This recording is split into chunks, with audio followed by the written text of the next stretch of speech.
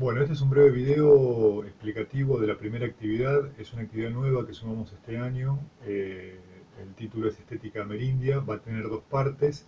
Esta primera parte es general y después va a ser una parte específica de las culturas originarias de Argentina. Presentamos la materia, aunque va a estar en el segundo video. La materia, como dijimos en la clase presencial, tiene que ver con un recorrido que haremos durante el año de distintos momentos y recortes de la historia del arte americano y argentino, teniendo en cuenta cuatro variables para analizarlo, ¿sí? La asignatura es arte, análisis e interpretación de la imagen. Para poder interpretar esas imágenes vamos a tener en cuenta cuatro aspectos.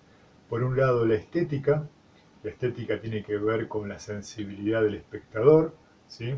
O sea, qué es lo que se espera que el espectador sienta. Por otro lado, la poética, esto es el programa artístico, es decir, qué metodología va a emplear el artista para llevarlo a cabo. La narrativa sería el tercer aspecto a tener en cuenta, ¿sí? Y en este caso es la historia que se cuenta, la historia que se cuenta por medio de las imágenes, pero también la historia que se cuenta por medio de los materiales. Los materiales también tienen una historia, nos cuentan un proceso, ¿sí? Y por último, la técnica, que está relacionado con las herramientas y sus procedimientos. Estos cuatro aspectos van a ser los que nos van a permitir analizar y hacer un seguimiento de distintas etapas históricas. Lo que sí aclaramos es que en ningún momento, en todo lo que vamos a desarrollar durante el año, en ningún momento vamos a pedir una copia, ¿sí? No va a ser la propuesta de arte de quinto y sexto año, no va a ser la propuesta de googlear una imagen y copiarla, ¿sí? Sino que tomando estos cuatro aspectos, fundamentalmente los tres primeros que dijimos, tratar de reinterpretar desde la hora, porque cada momento histórico produce determinado tipo de imágenes en función de un contexto social y político en particular. Para el análisis de estos cuatro aspectos que mencionamos, decidimos también ignorar lo que tiene que ver, ignorar porque ya lo hemos visto, lo que tiene que ver con el lenguaje visual, ¿sí? Aunque parezca contradictorio. ¿A qué nos referimos? Nos referimos a lo que tenía que ver con el contraste de valor, contraste de temperatura, estructura de valor, que era un concepto que habíamos visto en los primeros años, ¿sí? Incluso el tema de la perspectiva, el tema de la tridimensión y la bidimensión, no es que no vamos a verlo, sino que van a ser muy laterales, ¿sí? Digo, para no redundar en esos contenidos.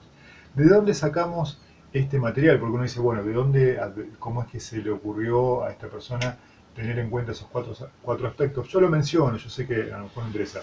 Lo sacamos de este autor, de Luigi Paraison, ¿sí? Que se llama Teoría de la Formatividad, y de una teórica argentina, Elena Oliveras, ¿sí? Con este título, ¿sí? Estética, y este otro, La metáfora en el arte, porque van a ver que va a tener que ver con esto, ¿sí? Son contenidos que los hemos tocado en algunos casos en tercer año, pero de ahí es de donde sacamos los aspectos referidos a estos cuatro elementos que mencionamos recién. Decíamos que el tema de este video, para hacerlo lo más breve posible, tiene que ver con la estética amerindia. Ya el título, cuando hablamos de Amerindia, nos referimos a las culturas precolombinas, es decir, a los pueblos que existían en América antes de la llegada de la conquista española, ¿sí? De los europeos. Es un territorio muy vasto el americano, con gran diversidad en cuanto a lo cultural y en general la manera de entenderlos es de una mirada colonial, porque se lo trata de uniformar bajo este mismo rótulo, culturas precolombinas o pueblos originarios, cuando en realidad cada uno tuvo su diversidad. Es como si dijésemos los pueblos europeos y dejásemos de lado que algunos son españoles, otros holandeses o neerlandeses, franceses y demás. Acá ocurriría lo mismo, cada pueblo tiene su particularidad. Vamos a tratar de buscar puntos en común, para eso adjuntamos algunos videos, el primero de la serie Mestizo, que yo aconsejo que lo vean a continuación, ¿sí? Que hace una breve síntesis de cómo fue y de qué manera el desarrollo de los distintos pueblos americanos. En particular, nos vamos a centrar en dos lugares, ¿sí? En Mesoamérica, ¿sí? Toda esta zona que hoy es México, Guatemala, ¿sí? Toda esta zona del Golfo, y Sudamérica. Son los dos lugares de las altas culturas, ¿sí? El poblamiento americano, que se cree que oscila entre los 40.000 y 30.000 años antes de Cristo, ¿sí? Se cree que mayoritariamente se da un cruce por el estrecho de Bering, ¿sí? A partir de las glaciaciones que significan el descenso de las aguas y el establecimiento de un canal natural, ¿sí? De 90 metros de profundidad. Se cree que la principal vía de acceso de los habitantes de América fue esa. Lo que no quita que también ha habido otros contactos comprobados, por ejemplo, entre Japón y la zona que hoy es el actual Ecuador, por el parecido que hay en las producciones y de los distintos lugares.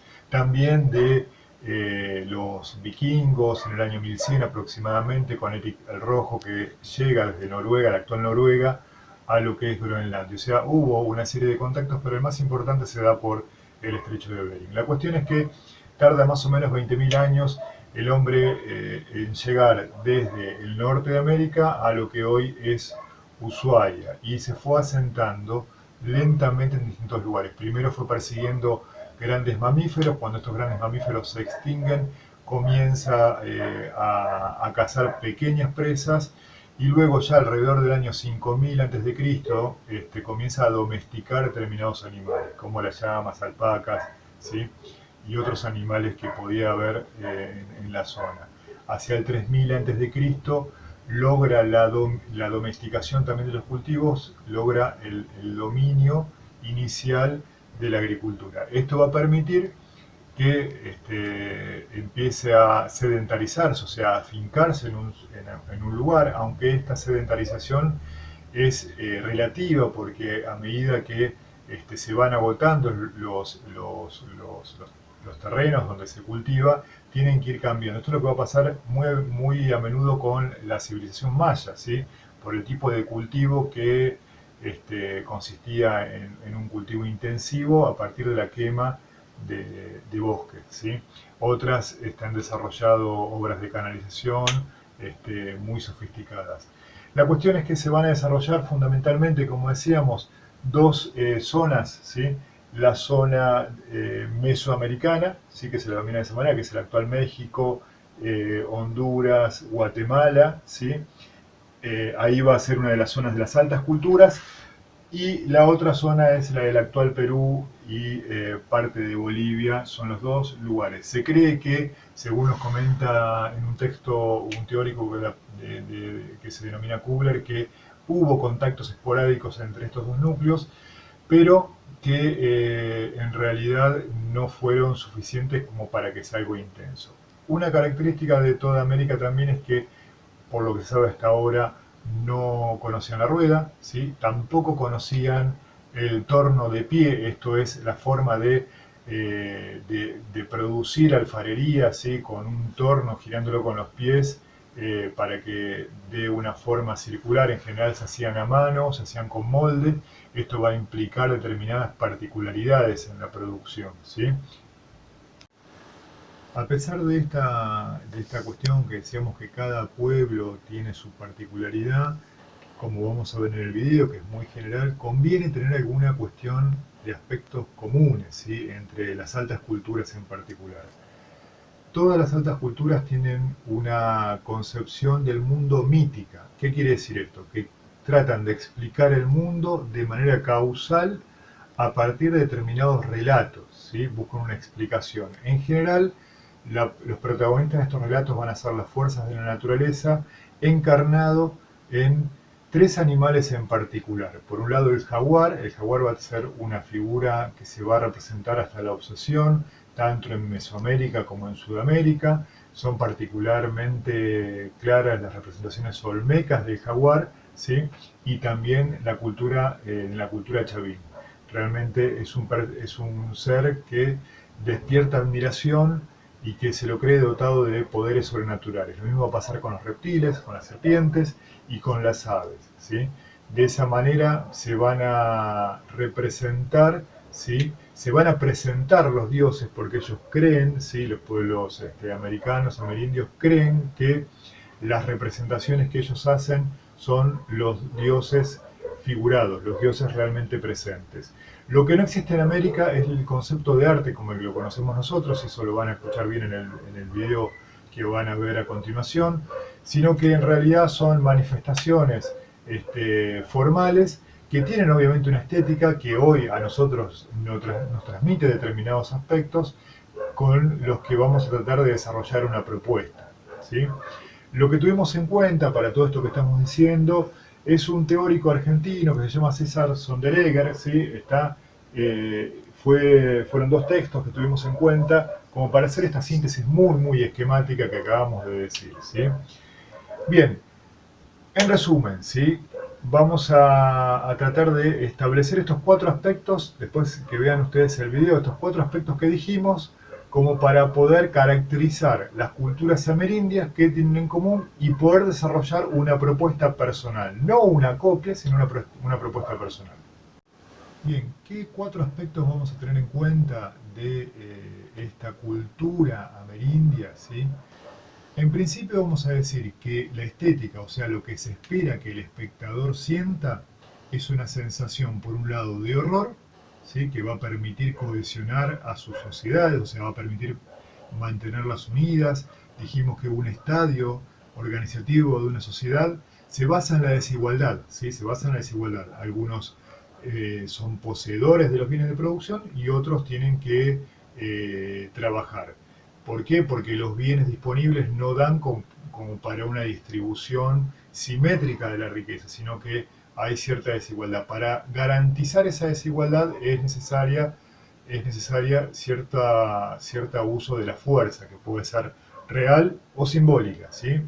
En este caso, para las sociedades americanas va a ser muy importante esta expresión del horror, que va a aparecer en muchas culturas y no siempre tiene que ver con un terror real, ¿sí? Por ejemplo, y van a ver que comparto un enlace de la cultura Caral, que es una cultura que es considerada madre, que es alrededor del 3000 a.C., madre en el sentido de que es paralela o es tan importante como la cultura egipcia, es una cultura descubierta recién en 1984 por una antropóloga peruana, ¿sí? Esta cultura se cree que fue pacifista y no obstante eso, las representaciones que usan realmente eran figuritas, ¿sí? Que no están cosidas, son hechas en cerámica, no están cosidas, sino que se secaron nada más. Estas figurillas expresan un gran terror, un gran horror, ¿sí? Pero lo que se cree es que fue una cultura pacifista, ¿sí? Entonces, por un lado, en cuanto a la estética, lo que vamos a buscar es, por un lado, lo que van a buscar los artesanos amerindios va a ser generar horror en el espectador. Al mismo tiempo, ¿sí? Van a tratar de generar una sensación de intemporalidad, esto es de un tiempo sin tiempo, un presente continuo, ¿sí? Por eso es que las figuras muchas veces aparecen inexpresivas. En estos dos polos es que va a girar toda la estética. Por un lado, el horror, generar horror, o sea, ya tengo que ir pensando en una imagen que ustedes van a crear que al espectador le tiene que generar horror. Y por otro lado, tengo que expresar algo que a lo mejor sea inexpresivo, aunque sea contradictorio, que me genere una intemporalidad. Puedo tomar cualquiera de los dos caminos. Con respecto a la poética, o sea, cómo lo llevan a cabo los artistas, ¿sí? Los artesanos en realidad, cómo lo llevan a cabo, ¿sí?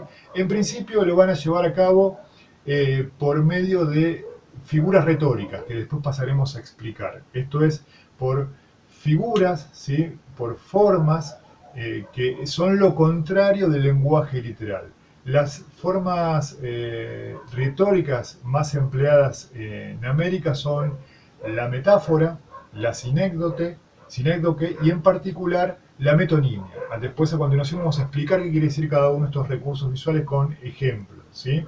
Esa va a ser la forma en que lo vamos a poder desarrollar. Voy a elegir alguno de estos recursos visuales que después vamos a ver cómo se desarrolla y vamos a poder realizar una imagen que dé horror o que genere sensación de intemporalidad. Pero también hay dos aspectos más a considerar. Uno es la dualidad, aparecen elementos opuestos que no se concilian. En el video explicativo aparece Rex González, que es un antropólogo argentino, que habla del yin y el yang, esas figuras orientales de dos elementos opuestos que no se concilian nunca, ¿sí? La muerte conviviendo con la vida, el hombre y la mujer conviviendo en un solo ser, ¿sí? Esa dualidad va a ser presente, también va a ser una de las formas en que se represente. La dualidad que termina siendo monstruosa, porque yo puedo ser una persona al mismo tiempo que un jaguar, ¿sí? Eso es parte también de la forma, de la poética, del método en que se va a desarrollar esta poética, ¿sí? De las culturas amerindias. Y por último, lo que se denomina geometría sagrada. Los pueblos amerindios desarrollan un pensamiento, en general se lo menosprecia bastante, un pensamiento muy elaborado. Tengan en cuenta que desarrollan calendarios, que conocen el cero, que manejan sistemas vigesimales, ¿sí? Tiene un gran desarrollo de la matemática, ¿sí? Entonces, la matemática para ellos tiene un sentido sagrado como lo tiene la totalidad de las cosas que realizan. Todo tiene una significación sagrada. Entonces, vamos a tratar que eso que yo voy a construir tenga alguna motivación matemática. ¿Qué quiero decir con esto? Por ejemplo, que haya algo que se repita obsesivamente. Por ejemplo, puedo decir, bueno, que la figura que vaya a representar esté dividida en 4. ¿Por qué? Porque los puntos cardinales pueden ser, o en 2, ¿sí? El cielo y la tierra, o en 3, el cielo y la tierra. Depende de lo que cada uno quiera graficar. Pero el número, ¿sí? Que tiene que ver en general con las fuerzas de la naturaleza, con elementos cotidianos, ese número tiene que repetirse. O la dualidad, 2, hombre y mujer, ¿sí? Digo, siempre hay un número. El número que se va a repetir en toda Amerindia es el 4 en general, ¿sí? Que son los puntos cardinales. Pero también va a aparecer el 7, el 9, que tiene que ver a veces con la concepción, con la cosmogonía que ellos tenían sobre el universo, la cantidad de inframundos, les llamaban la cantidad de mundos, ¿sí? Que funcionaban en paralelo. Y por último, en cuanto a la narrativa, es decir, lo que se va a buscar contar, va a tener que ser, busca una explicación de tipo causal y mítica del cosmos, ¿sí? Personificada en las fuerzas de la naturaleza, en animales, ¿sí? A los que atribuyen poderes naturales. Es decir, lo que se va a estar contando es una historia del origen del mundo, esa es su cosmovisión, del origen del mundo a partir de el juego de las fuerzas naturales personificadas en determinados animales. Conviene no repetir los mismos animales que eligen las culturas amerindias. Puedo elegir el gato, el perro, digo, animales que yo tenga, o el caballo, animales que hagan a mi contexto, ¿sí? O algún animal marino también, el lobo marino. Digo, yo puedo elegir 3 animales, 4 animales que hagan referencia a una concepción inventada en este caso, porque no voy a tomar la misma, ¿sí? Y la técnica, ¿sí? La técnica que se empleaba en América tiene que ver con lo que Sonderegger llama géneros plásticos. En realidad, la arquitectura, la cerámica, el dibujo, la escultura, se va a manifestar toda esta mirada mítica, ¿sí? Que volvemos a decir, ellos no hacen arte, sino que en realidad cada obra que hace va a tener una función práctica, pero al mismo tiempo va a tener una relación de causalidad con ese universo que ellos no pueden tocar y al cual quieren conmover, que es ese universo mágico. Tiene una mirada que se dice animista del mundo. Cree que el mundo está animado, ¿sí? Que las fuerzas naturales están animadas por distintos espíritus, ¿sí? La propuesta que haremos, ¿sí? Que después al final vamos a desarrollar la consigna, va a poder ser desarrollada en el plano, ¿sí? En hojas o en el espacio, por medio de una especie de escultura, ¿sí? Que podemos hacerlo en una tridimensión, que la podemos hacer con arcilla o con plastilina, ¿sí? Cualquiera de los elementos que cada uno considere necesario. A continuación vamos a explicar, ¿sí? Las 3 figuras retóricas que mencionamos antes: la metáfora, la sinécdoque y la metonimia, para ver cómo lo elaboramos. Hasta ahora la cosa seguramente viene confusa. Estamos hablando de un contenido cultural, que es el contenido americano, que lo hemos mencionado muy por encima, que hemos mencionado algunos aspectos comunes, como por ejemplo el tema de la explicación mítica del mundo, ¿sí? El culto a las fuerzas de la naturaleza, el culto a la sangre, que no dijimos, ¿sí? Para todas las culturas americanas es importante el tema de la sangre como como energía, ¿sí? Como forma de rendir tributo fundamentalmente al Sol, que es una de las principales deidades. Así que a continuación explicamos estas figuras retóricas y de a poquito vamos armando este rompecabezas de lo que tenemos que hacer.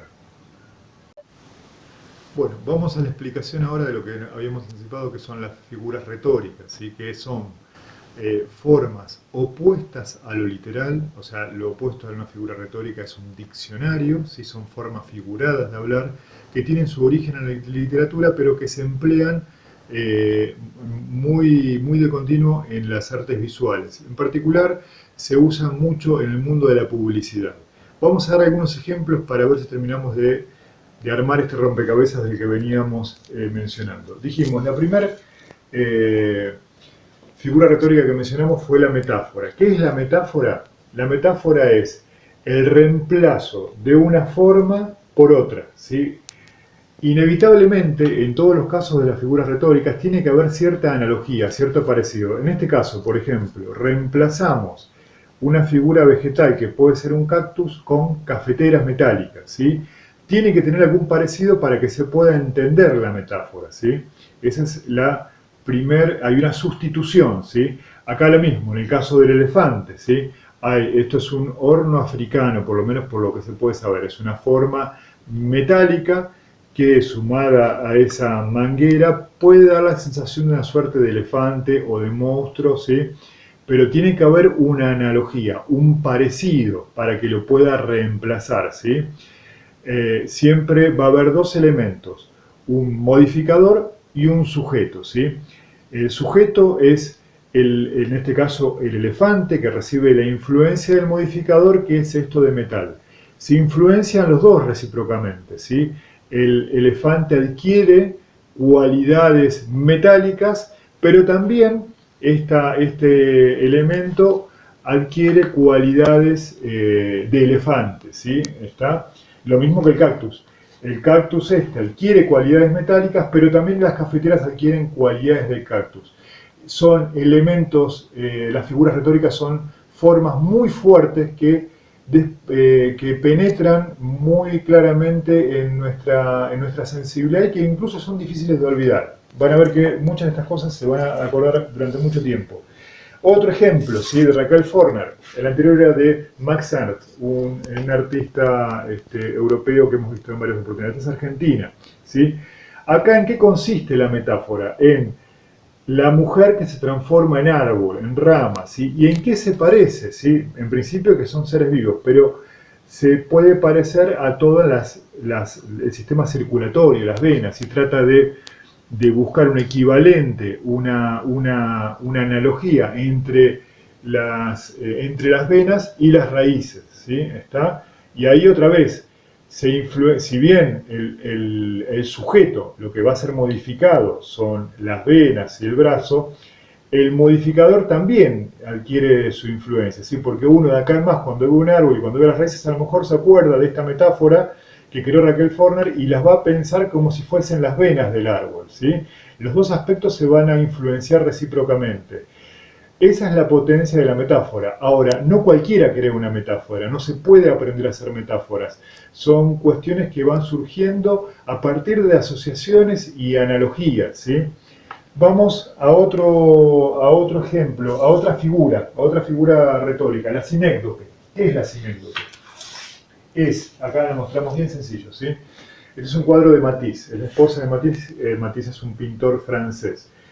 Esto es un fragmento, nadie piensa que esto sea una cabeza cortada arriba de una mesa, ¿sí? Todos entienden, presuponen que esto es parte del cuerpo de una mujer entera.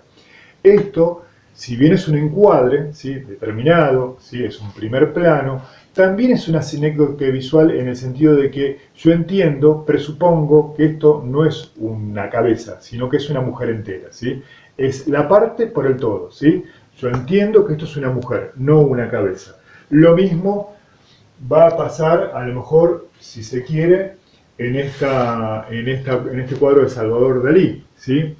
En donde yo puedo, ¿sí? Entender, a pesar de que esto es solamente una ventana, puedo entender que me está hablando de toda una habitación y toda una casa. Acá es una parte, ¿sí? La ventana, que simboliza un todo que es el interior, ¿sí? Un interior, puede ser una casa, una habitación y demás. Esa es la sinécdoque. En el caso de los pueblos originarios, ¿sí? de las culturas amerindias, esto va a aparecer muchas veces simbolizado en fragmentos. Por ejemplo, la garra de un jaguar. ¿Sí? La garra del jaguar ya implica que va a estar representado todo el jaguar, ¿sí? Implica el poder de todo el jaguar. O la cabeza de un jaguar, o la cola como una serpiente, ¿sí? Implica que la serpiente está en su totalidad presente, ¿sí? En el caso de la metáfora va a ocurrir en varias oportunidades, sobre todo con dioses como la de la lluvia, ¿sí? Como con diosas relacionadas con el inframundo, ¿sí? Va a aparecer el reemplazo, ¿sí? Por el parecido de una cosa en otra. ¿Sí? Y por último, el recurso más empleado, y es el más difícil de explicar a lo mejor, ¿sí? Porque es el más visual, es el de la metonimia. El de la metonimia, a ver, acá tenemos un ejemplo, el más gráfico. Acá, este es el ejemplo que a veces usamos siempre. La metonimia hace referencia a una contigüidad visual. ¿Qué quiere decir eso? Yo veo esto, pero me puedo imaginar algo que ocurrió antes. ¿Qué puede haber ocurrido antes? Que estaban jugando a la pelota. Es algo bien visual eso. Y también puedo pensar en algo posterior, que terminó el partido y lo llamaron a tomar leche, que era lo que pasaba habitualmente cuando los chicos jugaban a la pelota en los barrios. ¿Sí? ¿Está? Ahí eso es una cuestión de metonimia, es algo causal, algo que ocurrió antes y que generó esta escena y algo que a lo mejor va a ocasionar otra escena. Vamos a otro sencillo, fíjense, este es muy sencillo, ¿sí? Es un cuadro de Fernando Fader, el anterior era Antonio Berni, ¿sí? De Fernando Fader. Yo me imagino que esta mujer que está con este burro, ¿sí? Con este animal acá, en algún momento va a tener que retornar a su casa, ¿sí? Está donde está el resto del rebaño, donde tiene su vida y demás. O sea, yo me imagino que esta mujer no queda acá, sino que va a haber un hecho que ocurra después. Y también uno anterior, que a lo mejor esto es un descanso en el medio, a lo mejor de tener que llevar a pastar ovejas y demás. Esa es la metonimia, tiene que ver con una relación de causalidad. En el caso de los pueblos amerindios, ¿sí? Es un poco complejo el tema, porque ellos creen que todas las imágenes pueden causar algún efecto, ¿sí?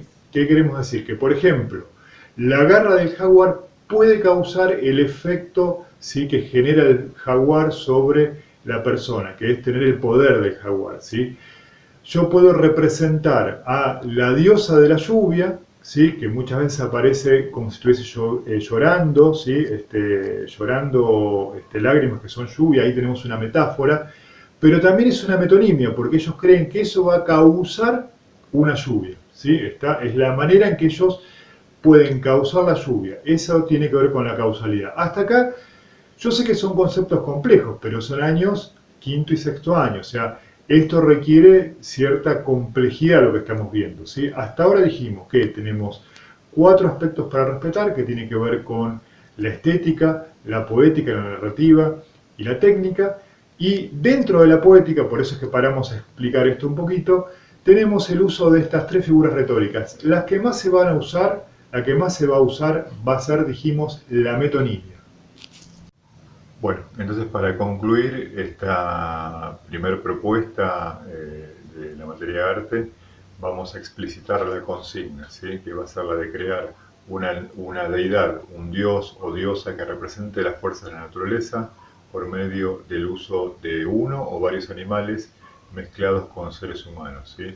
Hay que considerar también los aspectos referidos a la estética, la poética, la narrativa y la técnica que habíamos mencionado.